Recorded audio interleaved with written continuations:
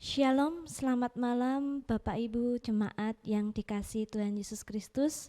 Kembali malam hari ini kita bersyukur, kita kembali dipertemukan di kelas mengenal Tanah Perjanjian pada sesi yang ke-13 ini.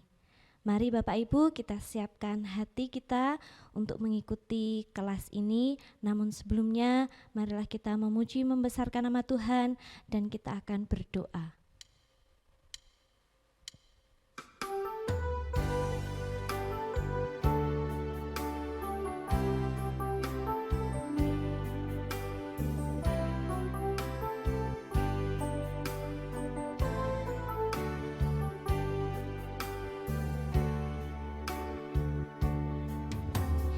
Tak terbatas kuasa-Mu Tuhan, semua dapat Kau lakukan. Apa yang kelihatan mustahil bagiku, itu sangat mungkin bagimu. Di saat ku tak berdaya, kuasa-Mu yang sempurna. Ketika ku percaya, mukjizat itu nyata. Bukan karena kekuatan, namun Roh-Mu ya Tuhan. Ketika ku berdoa, mukjizat itu nyata.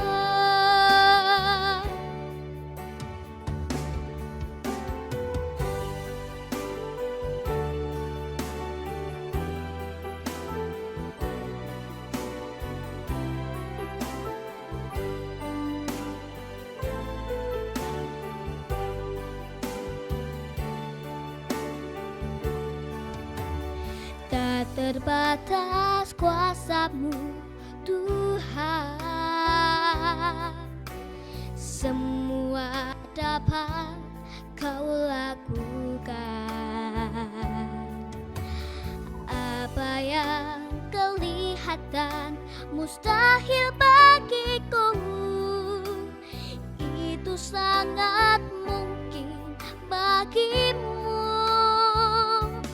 Di saat ku tak berdaya, kuasa-Mu yang sempurna. Ketika ku percaya, mukjizat itu nyata. Bukan karena kekuatan, namun Roh-Mu ya Tuhan. Ketika ku berdoa, mukjizat itu nyata. Mukjizat itu dekat di mulutku, dan ku hidup oleh percaya.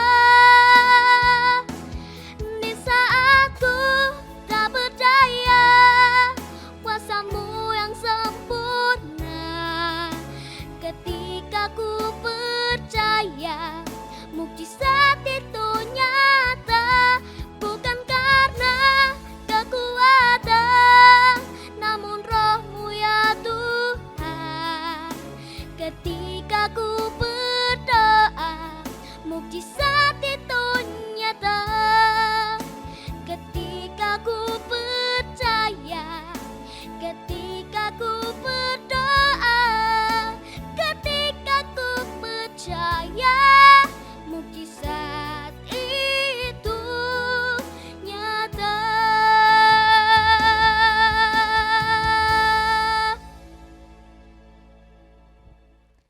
Kami mengucap syukur Tuhan untuk kasih anugerah yang Tuhan limpahkan dalam kehidupan kami sepanjang hari ini. Kami bersyukur Tuhan untuk kesehatan dan keselamatan yang Tuhan sudah berikan untuk kami semuanya. Malam hari ini Tuhan, terlebih kami bersyukur kami kembali dipertemukan dalam kelas mengenal Tanah Perjanjian pada seri yang ke-13 ini.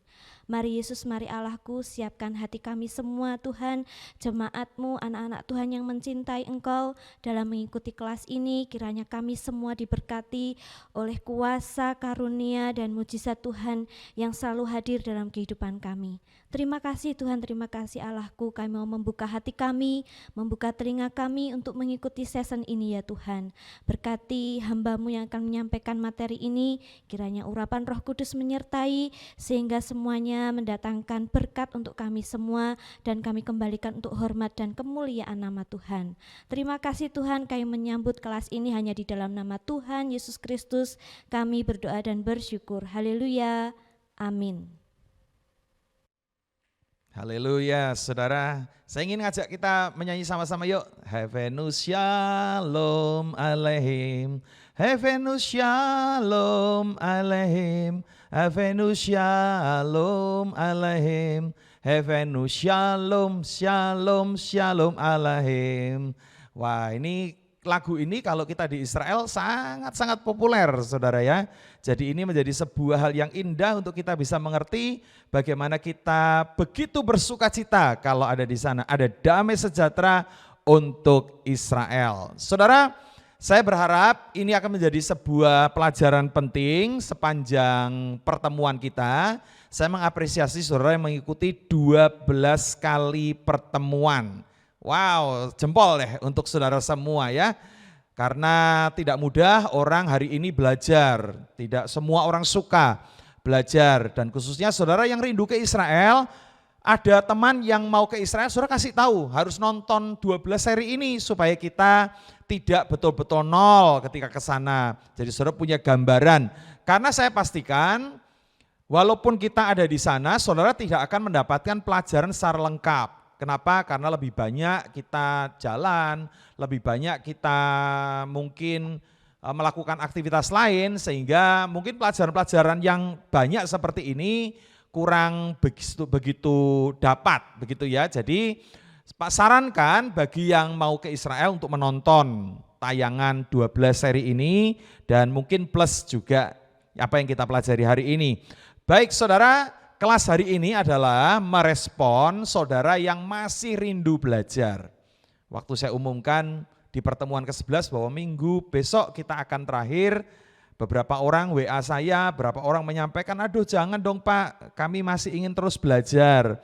Sayang kalau berhenti. Nah saudara, memang masih banyak tempat yang belum kita kunjungi ya. Saya kemarin menyebut Dominus Flevit, masih ada tempat-tempat yang nanti kita juga akan lihat, ada NGD, ada tempat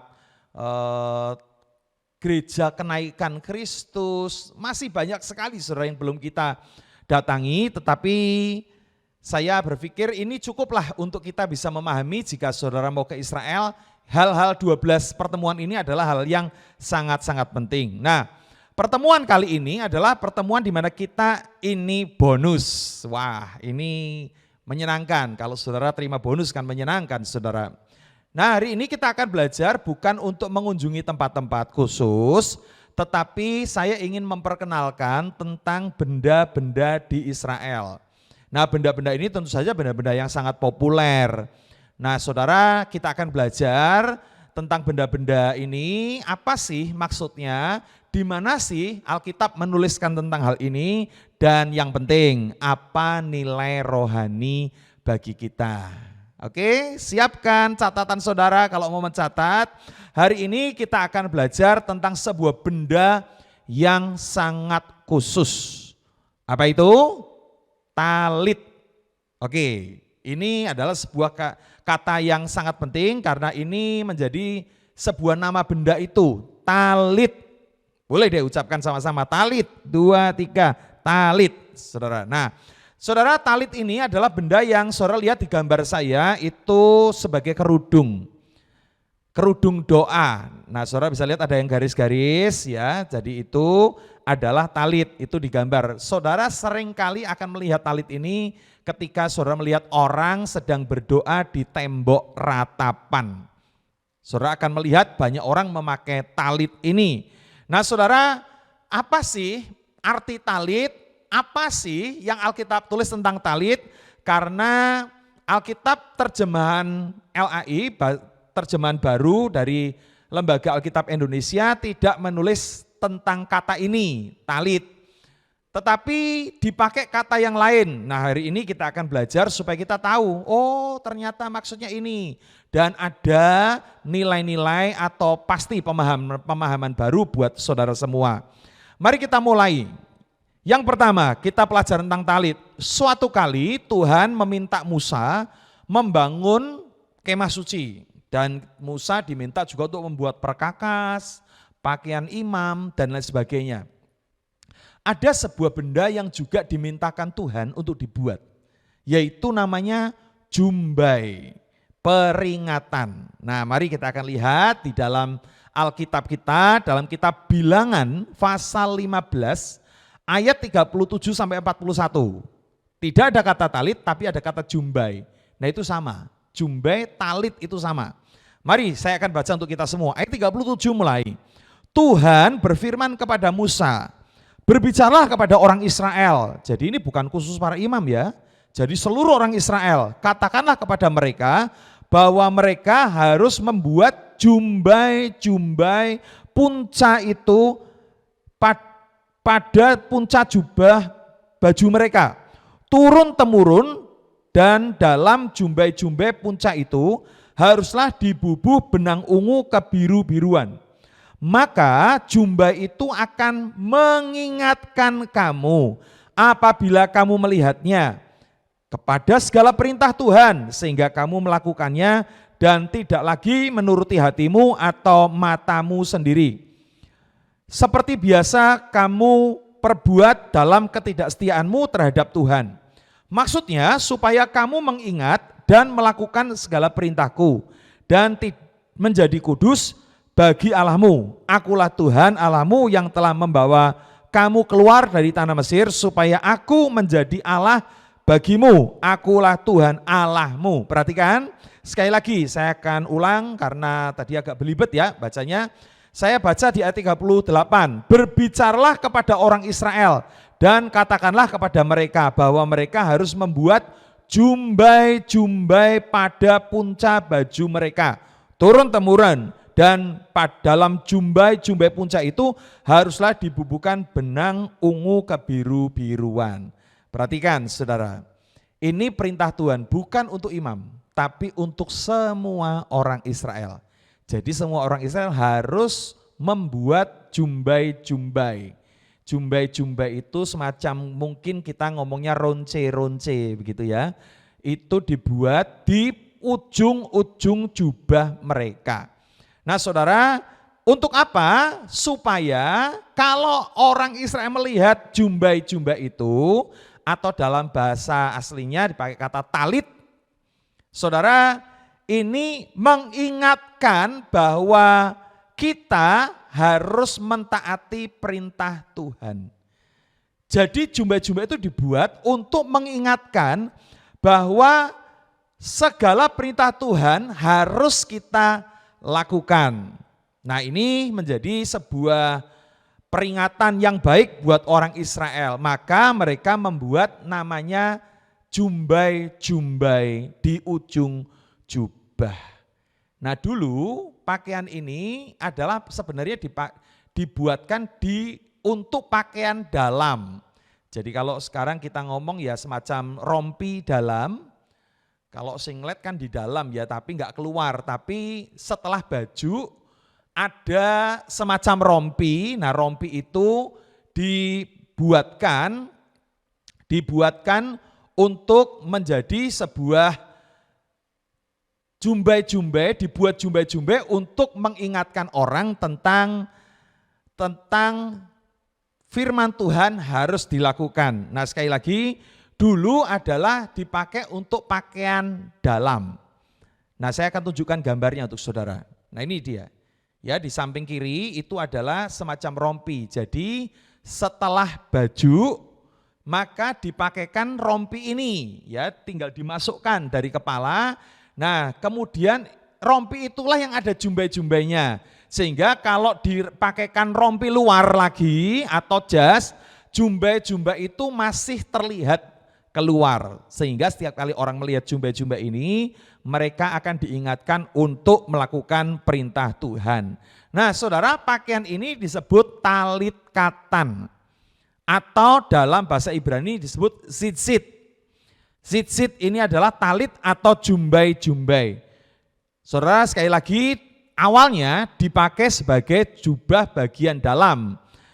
Sehingga kalau dipakaikan jas, dipakaikan jubah luar, itu jumbai-jumbai itu tetap terlihat, saudara. Nah, perhatikan di zaman modern masih dipakai. Saudara lihat di gambar yang di tengah-tengah, itu ada seorang yang memakai talit katan atau pakaian dalam yang ada jumbai-jumbainya. Itu orang modern, tapi tetap masih memakainya di Israel. Ini menjadi sebuah bukti bahwa mereka masih memegang adat, memegang aturan-aturan Alkitab yang begitu kuat. Nah, saudara, ini adalah yang disebut dengan talit. Talit katan adalah untuk pakaian di dalam, saudara. Saudara bisa melihatnya ya. Jadi kalau saudara di Israel, khususnya di tembok ratapan, saudara akan sering melihat orang memakai baju ini. Nah, saudara, apa guna talit? Tadi di dalam Alkitab kita sudah mendapatkan sebuah pengertian. Guna talit adalah, perhatikan, untuk mengingat perintah-perintah Tuhan, sehingga oleh sebab itu mereka ketika memakai talit ini, mereka setiap kali melihat jumbai itu, mereka diingatkan untuk melakukan perintah Tuhan. Nah, saudara, ada sebuah adat di Israel yang saudara perlu ngerti. Ada budaya atau tradisi, yaitu ketika seseorang meninggal, maka ada talit yang ditutupkan di jenazah. Nah, talit ini tentunya bukan rompi ya saudara ya, tapi sebuah kain. Kain panjang itu untuk menutup jenazah. Jadi ketika seorang meninggal di Israel, ia akan ditutupi dengan talit dan jumbai-jumbainya, sit-sitnya dipotong. Perhatikan. Jadi ronce-roncenya, kliwir-kliwirnya itu dipotong.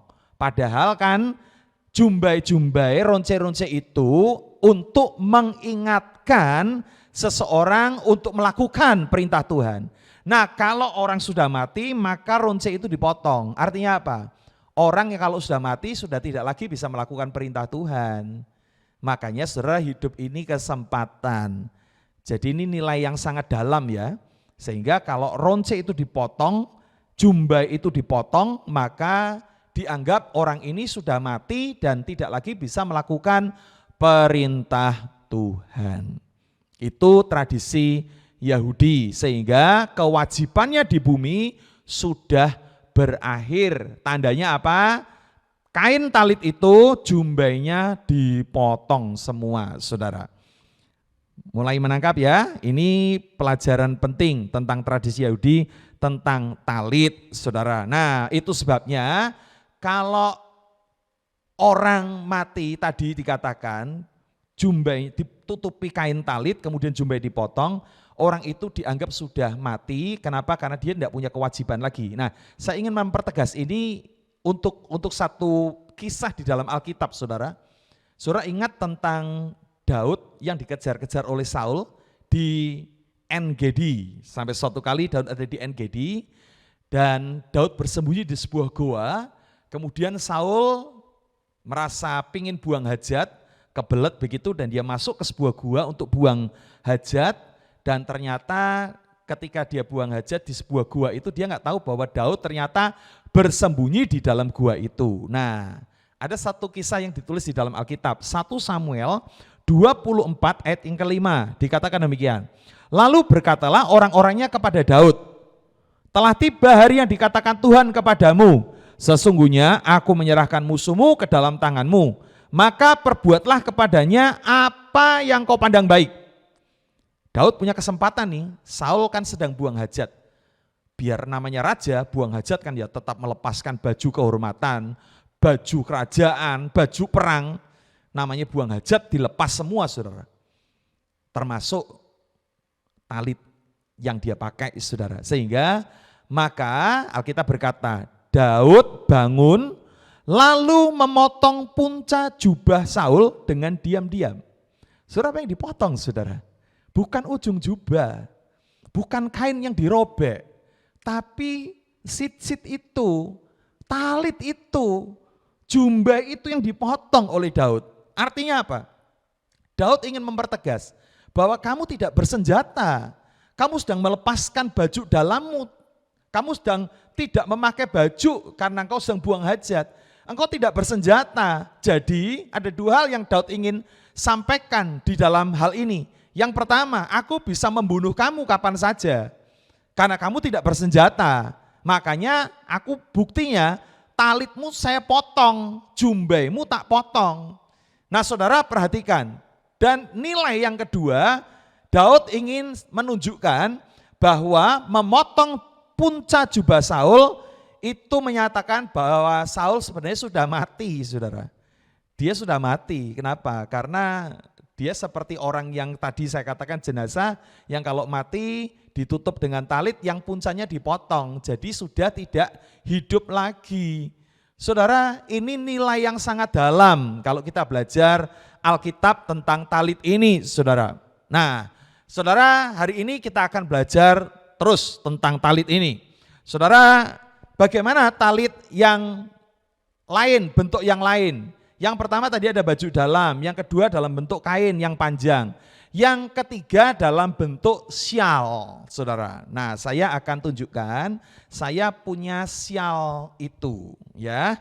Oke ya, saudara lihat, saya punya syal ini, saya bawa dari Israel, ini masih tertutup, ya. Saya sudah pakai sih beberapa kali. Perhatikan ya, saya akan buka. Ini tas depannya.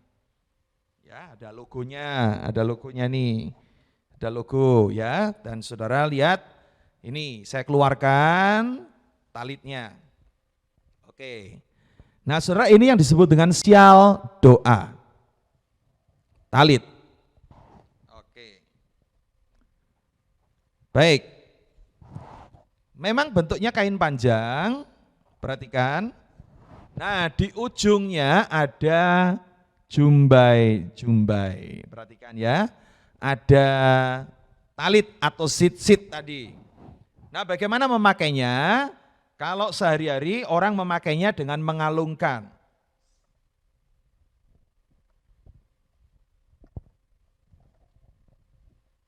Nah seperti ini kurang lebih ya. Nah mengalungkan seperti ini syal doa namanya. Nah saudara, kalau untuk berdoa orang biasanya mau fokus, mereka mau khusus, maka mereka menudungi mukanya. Seperti ini, perhatikan.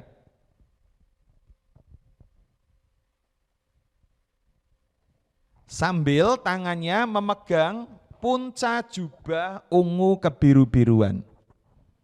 Ya, sambil berdoa mereka, ini orang Yahudi berdoa di tembok ratapan seperti ini. Nah ini talit, saudara.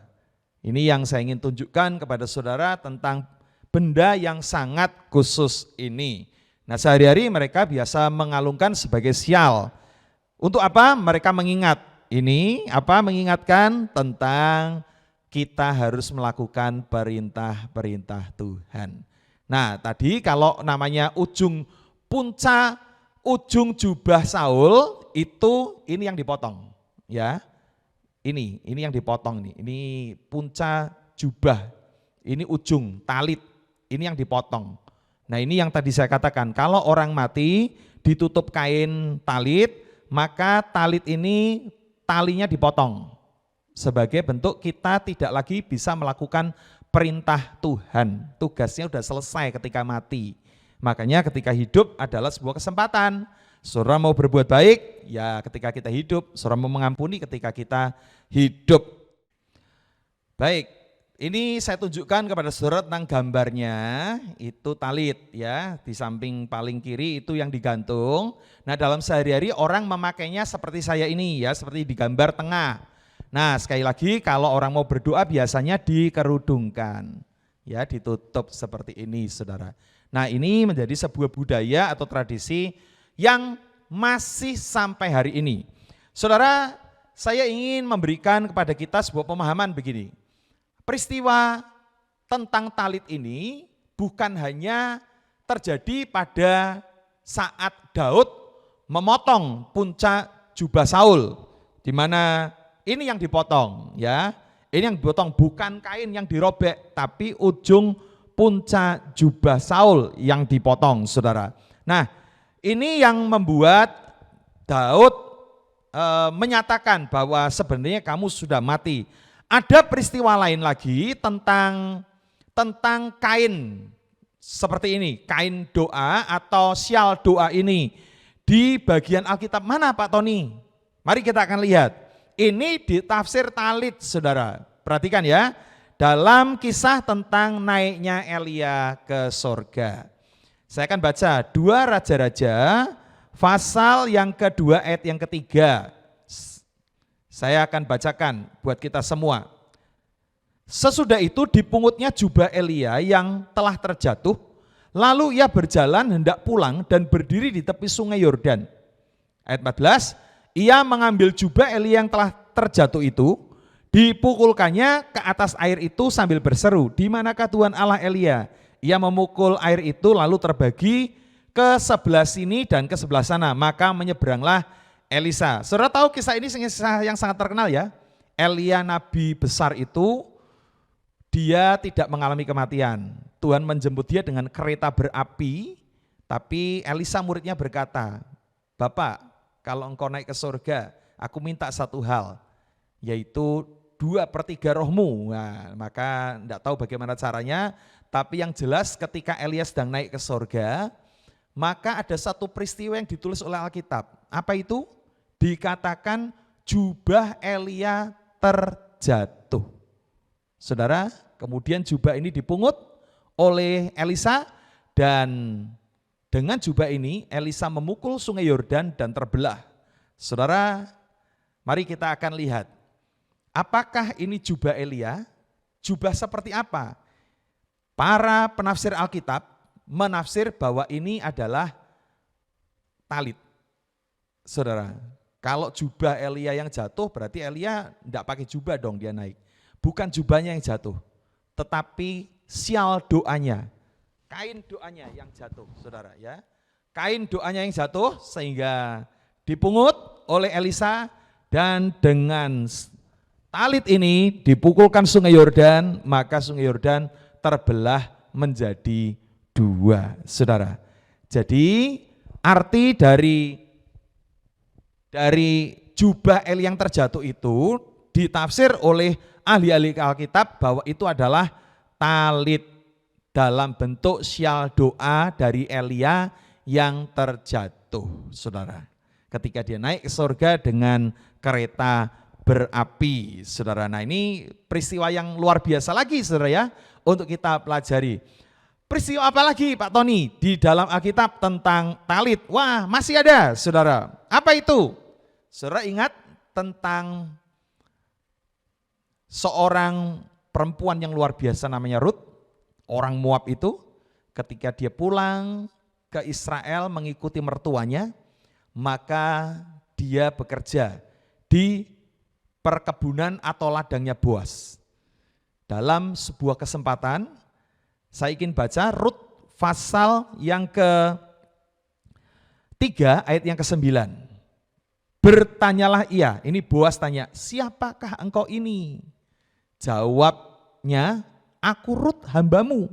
Perhatikan, kalimat berikutnya Rut ngomong begini, kembangkanlah kiranya sayapmu melindungi hambamu ini, sebab engkaulah seorang kaum yang wajib menebus kami. Perhatikan, Rut berkata kembangkanlah sayapmu. Kembangkanlah sayap untuk melindungi hambamu ini. Saudara, dalam arti sekarang, Rut sedang berkata, please marry me. Ayo nikahi aku. Karena aku ini hambamu yang akan mengabdi kepadamu dan kau adalah seorang yang wajib menebus kami. Saudara, kata kembangkanlah sayapmu itu biasa disebut juga, talit ini adalah sayap doa, saudara. Nah, ketika Rut minta kepada Boas, kembangkanlah sayapmu, Rut sedang berkata seperti ini. Nah, ditutupkan sayap ini ke Rut, sehingga itu tanda bahwa seseorang pria menikahi. Nah, tradisi ini berlaku sampai sekarang, saudara. Berlaku sampai sekarang, dipergunakan dalam prosesi pernikahan. Saudara, kalau orang menikah, maka prosesinya seperti itu ya. Jadi saudara lihat, dibuat semacam tenda, di atasnya ada kain talit, dan pengantin pria mengenakan talit. Kemudian ketika setelah diberkati, mereka dikerudungkan talitnya. Suami dan istri menjadi tanda yang sah. Mereka menjadi suami dan istri. Ini sah ya, dan menggunakan talit. Jadi ini gunanya banyak sekali di dalam Alkitab, saudara. Karena ini sebuah benda yang semua orang pakai, bukan hanya imam ya. Tadi saya katakan untuk semua orang Israel. Saudara, jadi kalau saya juga suka bawa ini kalau memimpin tur ke Israel, kan biasanya kita mampir ke gereja Kana. Nah, kita juga belum ke Kana ya, saudara ya. Ke gereja Kana, di mana mujizat pertama kali Yesus membuat air menjadi anggur. Nah, di sana kan di pesta pernikahan, saudara. Maka biasanya di sana disediakan kapel-kapel, peserta tur yang suami istri, kita membuat rekomitmen. Mereka buat komitmen lagi, bukan menikah lagi, tapi rekomitmen. Mengucapkan janji nikah lagi sebagai mengulang komitmen supaya diingatkan kembali.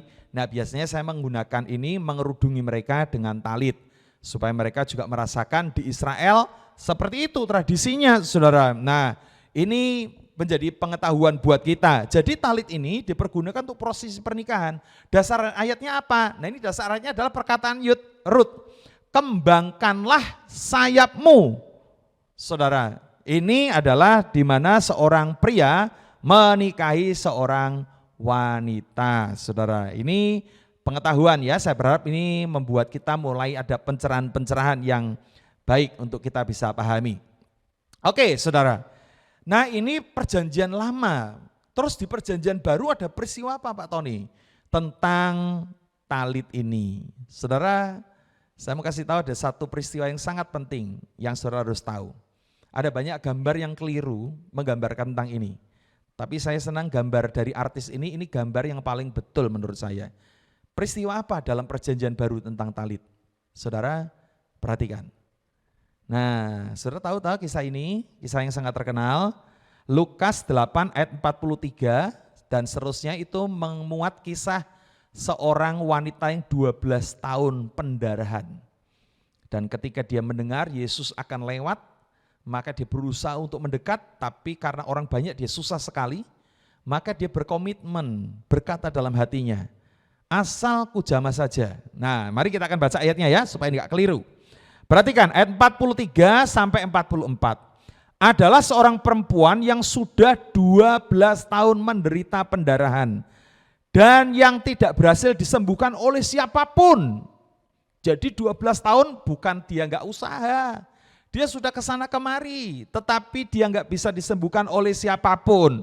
Tabib yang terbaik sekalipun, obat paling hebat sekalipun enggak bisa. Ayat 44, ia maju mendekati Yesus dari belakang, ini komitmennya ya. Asal ku jamah saja ujung jubahnya aku akan sembuh, perhatikan. Lalu ia maju mendekati Yesus dari belakang dan menjamah jumbai jubahnya. Dan seketika itu juga berhentilah pendarahannya. Nah, saudara, jadi ujung jubah itu bukan ujung kain, saudara. Jadi saudara bisa mengambil kesimpulan begini, Yesus waktu hidup pun Yesus memakai talit, saudara, karena dia orang Yahudi. Jadi Yesus pun menggunakan talit, saudara. Nah, wanita ini tahu persis. Dia tahu bahwa dia berkata dalam hatinya, ini bukan, saya melihatnya begini ya, ini bukan sesuatu yang remeh ya, artinya begini, asal ku jamah, nyentuh sedikit saja jubahnya, ujung jubahnya aku akan sembuh. Saudara, ini bukan jubah sembarang jubah. Bukan semua daerah jubah, bukan semua bagian jubah itu bisa disentuh, saudara. Tapi yang menjadi tujuan wanita ini jelas. Apa itu jumbai jubahnya? Perhatikan saudara ya. Jadi ini bukan berkata begini, asal ku jamah saja jubahnya aku akan sembuh. Jadi megang jubah yang di pundak, yang di tangan, bukan. Wanita ini tahu sasaran, saudara. Wanita ini ngerti betul sasarannya. Mana yang harus disentuh, saudara. Nah, perhatikan ini gambar dari artis bagus sekali, saudara. Dia mengincar ujung jumbai. Jadi jumbai ya, Kitab Lukas menuliskan jumbai jubahnya. Bukan sekedar ujung jubahnya. Kalau ujung jubah saudara akan agak tersamarkan. Wanita ini mengincar bagian penting dari Yesus. Kalau dia nggak bisa mendapatkan mujizat Yesus di tumpang tangan, maka dia tahu kesembuhan itu akan mengalir dari mana. Dia tidak menyentuh asal ku jamah saja kasutnya, asal ku jamah saja celananya, asal ku jamah saja rambutnya, enggak begitu, saudara. Jadi ini bukan kebetulan, ini bukan standar atau target yang kecil, ini target yang besar, saudara. Apa itu? Talit, ujung jumbai jubahnya. Perhatikan di dalam gambar itu ya, saya tunjukkan. Nah, seperti ini ya. Lihat gambar PowerPoint saya. Ini yang diincar perempuan itu, saudara. Jadi tidak sembarangan megang di sini, bukan. Dia mengincar. Asal ku sentuh saja ujung jubahnya, aku akan sembuh. Kenapa wanita ini tahu, saudara? Karena orang Israel mengerti betul tentang talit ini. Di ujung talit ini ada jumbai. Saudara perhatikan, inilah yang dipercaya, kuasa Allah ada di sana, saudara. Di mana Tuhan hadir di sana, sehingga ada kesembuhan. Apakah wanita ini sembarangan? Tidak. Apakah wanita ini enggak ngerti? Saudara, orang Yahudi ngerti betul kisah perjanjian lama. Sehingga wanita ini, saya percaya, dia tidak sembarangan mengincar jubahnya. Kenapa, saudara? Karena peristiwa ini sebenarnya sudah dinubuatkan 500 tahun sebelum Yesus lahir. Dan perhatikan, wanita ini ngerti betul tentang apa yang tertulis dalam perjanjian lama. Luar biasa, saudara ya. Perhatikan, dalam Maleakhi 4 ayat yang kedua, jadi peristiwa kesembuhan wanita pendaran ini sudah dinubuatkan kira-kira 500 tahun ya sebelumnya oleh Nabi Maleakhi, dan ini dibaca terus oleh orang-orang Yahudi, saudara. Perhatikan Maleakhi 4 ayat yang kedua, saya akan baca untuk saudara, ini nubuatannya. Tetapi kamu yang takut akan namaku, wanita ini takut akan Tuhan, wanita ini menghormati Tuhan Yesus, wanita ini tahu bahwa Yesus adalah anak Allah, maka ayat ini masuk dalam dirinya. Tetapi kamu yang takut akan namaku, bagimu akan terbit surya kebenaran dengan kesembuhan pada sayap-sayapnya. Saudara, perhatikan, nubuatan ini tergenapi pada peristiwa wanita 12 tahun pendarahan. Jadi, saudara buang konsep bahwa wanita ini punya target yang kecil. Targetnya asal ku jamah saja ujung jubahnya aku akan sembuh. Saudara, seorang mengatakan, wah wanita ini imannya besar. Ya, imannya besar. Kenapa? Karena hanya asal ku jamah ujung jubahnya aku akan sembuh. Apalagi seluruh jubahnya. Wah saudara, kalau ada saudara dengar khotbah itu seperti itu, bukan khotbah yang benar, saudara ya. Karena wanita ini sebenarnya tahu targetnya, saudara. Targetnya apa? Jumbai jubah. Ini ujung talit dari Yesus. Itulah yang dikejar. Kenapa? Karena wanita ini tahu bahwa ada kesembuhan di sayap-sayapnya Tuhan. Maka tadi saya berkata, talit ini juga disebut dengan sayap doa, saudara. Sehingga ketika orang berdoa, mereka menudungi kepalanya dengan talit dan mereka merasakan dengan iman, mereka berkata bahwa mereka ada dalam naungan sayap Tuhan. Dan di dalam naungan sayap Tuhan ada kesembuhan. Di ujung-ujung jubahnya ada kesembuhan. Saudara, wanita ini tahu targetnya. Wanita ini tahu sasarannya, saudara. Maka dia merangsek, dia enggak mencari kasutnya Tuhan, dia enggak menyentuh kakinya Tuhan, dia enggak menyentuh tangannya Tuhan, dia enggak menyentuh celananya Tuhan. Yang dicari adalah ujung talit. Karena dia tahu disitulah ada kesembuhan. Dan betul Alkitab berkata, wanita ini sembuh, saudara. Luar biasa. Nah, inilah pelajaran kita tentang talit. Nah, saya akan tutup dengan sebuah nilai rohani bagi kita. Apa nilai rohani di mana kita belajar tentang talit? Yang pertama, saudara, setiap kali saudara mengingat pelajaran tentang talit, saudara ingatlah bahwa kita ini adalah orang-orang yang harus melakukan perintah-perintah Tuhan. Orang Yahudi memberikan tanda, talit ini dipakai setiap hari. Mereka melihatnya, ketika melihat mereka lihat jumbai ini, mereka melihat mereka harus melakukan perintah Tuhan. Makanya di ujung talit ini ada ayat-ayat. Saudara bisa lihat ya, bisa di zoom ya, lihat ada ayat-ayat.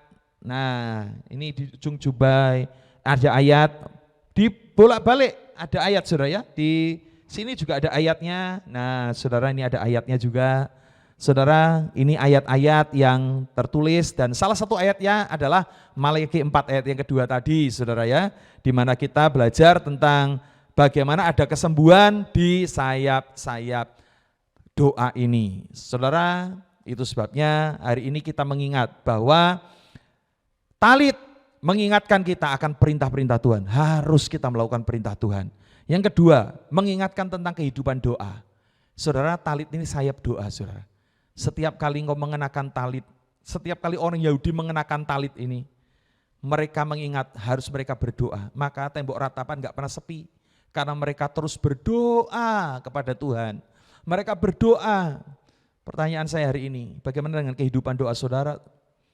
Supaya hari ini kita menyadari, kita adalah orang-orang yang harusnya suka berdoa. Karena ketika kita berdoa, kita akan mendapatkan banyak mujizat daripada Tuhan. Yang ketiga, kesetiaan dalam pernikahan. Ingat, talit ini juga menjadi lambang pernikahan. Jadi setiap kali saya memimpin rekomitmen pernikahan untuk pasangan yang menikah di Tanah Suci, saya menggunakan talit ini. Dan fotonya dicetak besar supaya apa? Mengingatkan mereka tentang kesetiaan. Saudara, karena kita kan di Indonesia enggak pakai talit ini setiap hari. Kalau saya tiap hari pakai talit ke pasar, ke mall, wah saudara kan saya dilihatin orang banyak, saudara ya, dianggap orang aneh, saudara. Tapi mungkin kita kan tidak memakai ini setiap hari, tapi setidaknya kita memandang foto, kita melihat talit ini, maka kita akan diingatkan bahwa kita harus setia dengan janji pernikahan kita. Jangan menyakiti pasangan, jangan meninggalkan pasanganmu. Saudara, yang keempat, ada kuasa kesembuhan masih tersedia bagi kita. Saudara, setiap kali saudara mengingat tentang pelajaran tentang talit ini, khususnya kalau saudara punya talit, ya, saudara ingatlah ketika engkau sakit, masih ada kuasa kesembuhan. Bukan ini yang menyembuhkan, tapi iman saudara. Kenapa wanita ini sembuh? Bukan talitnya yang sakti, tapi iman wanita ini. Bahwa asalku jamah ujung talit ini, maka aku akan sembuh. Saudara, imannya menggelora, saudara. Bukan bendanya. Benda ini biasa saya suka simpan juga di dalam lemari, saudara. Kadang terlalu lama ya, ini sudah kadang kejamuran juga ya. Tapi sesuatu yang ini bukan benda suci, bukan. Tapi mengingatkan kita tentang masih ada kuasa kesembuhan. Jadi saudara yang sakit, enggak usah minta Pak Tony doakan dengan talit ya, enggak usah ya. Karena iman kita yang menyembuhkan. Tapi saudara yang mau upacara pernikahan, mau ulang tahun pernikahan, mau minta didoakan dengan talit, boleh, saya akan datang untuk mendoakan saudara dengan talit ya, supaya saudara punya kesan tersendiri. Hubungi saya saja, saya akan mendoakan pernikahan saudara ya, baik mau nikah baru atau yang mau ulang tahun pernikahan keberapapun silahkan. Pak, saya minta didoakan dengan talit, saya akan melakukannya supaya kita mengingat bahwa kita harus menjaga perjanjian nikah kita. Saudara, inilah pelajaran kita tentang talit. Saya berharap kita mulai diberi pencerahan bahwa 4 pelajaran penting dari talit ini. Ingat akan perintah-perintah Tuhan harus dilakukan. Yang kedua, berdoalah senantiasa karena talit ini adalah sayap doa. Yang ketiga, setialah dengan janji pernikahanmu. Dan yang keempat, ada kuasa kesembuhan. Saya mau berdoa bagi saudara yang mungkin hari ini mendengar tayangan ini dan kau sedang sakit. Mari kita akan berdoa. Tuhan Yesus, kami menyerahkan untuk pelajaran kami dan bahkan kami yang mendengar. Jika hari ini kami sakit, hari ini kami percaya ada kesembuhan di dalam sayap-sayap-Mu. Tuhan mari, di dalam nama Yesus Kristus, dimanapun kami berada, kami terpisah jarak, kami tidak bisa bersentuhan, tapi kami percaya kuasa kesembuhan akan mengalir, bahkan penyakit yang berat sekalipun yang tidak ada obatnya akan dijamah Tuhan dan sembuh. Bahkan 12 tahun sakit pendarahan, wanita ini pun sembuh dalam nama Yesus Kristus. Jadilah engkau sembuh. Tuhan memberkati pernikahan kami supaya pernikahan kami menjadi pernikahan yang diberkati Tuhan, semarak dan mengalami berkat-berkat Allah. Anak-anak kami diberkati Tuhan dan menjadi anak-anak yang baik. Tuhan memberkati kami juga menjadi orang-orang yang taat akan perintah-perintah Tuhan. Terpujilah nama Tuhan, dalam nama Yesus Kristus kami berdoa. Haleluya. Amin, amin. Saudara, kita minggu depan masih akan ada beberapa benda-benda. Ada juga benda ini namanya kipah, saudara ya. Ini kipah nih. Ini biasanya orang Yahudi suka pakai di kepala, di belakang begini. Nah, saudara. Nah, ini kipah ya. Orang Jawa ngomong kopiah ya. Sama artinya ya. Ini menjadi sebuah hal yang kita akan pelajari supaya kita memahami tentang benda-benda. Ada kipah, ada macam-macam. Nanti kita akan belajar ya untuk minggu depan. Tuhan Yesus memberkati. Demikian kelas pengajaran kita hari ini. Bila saudara merasa terberkati, saudara bisa membagikan video ini kepada orang-orang yang Anda kasihi. Bagi saudara yang rindu untuk memberikan persembahan, saudara bisa mengirimkannya ke nomor rekening di bawah ini. Sampai jumpa minggu depan. Jangan lupa untuk like, subscribe, dan hidupkan loncengnya. Tuhan Yesus memberkati.